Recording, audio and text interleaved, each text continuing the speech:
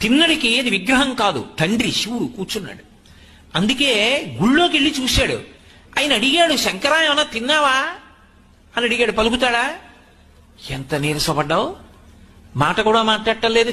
పరిగెత్తుకెళ్ళి ఒక కాల్చిన అడవి పంది ఉంది అక్కడ, ముందు శివుడికి పెట్టాలి. అది ఆయన ప్రేమ.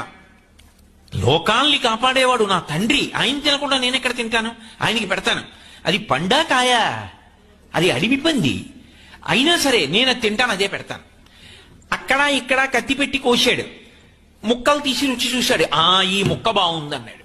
కోశ ఆ ముక్క చేత్తో పట్టుకున్నాడు. అభిషేకం అంటాడు. చెంబు నీళ్లు వస్తే కానీ తింటాం. ఎలా? ఓ చేతిలో ధనస్సు ఉంది, ఓ చేతిలో ఎంగిలి మాంసం మొక్కుంది. ఎలా పట్టుకోవాలి నీళ్లు? తొందరగా పెట్టాలి. ఆకలితో ఉన్నాడు పాపం. ఏంతో పట్టుకెడతాను, రెండు చేతులతో రెండు ఉంటే.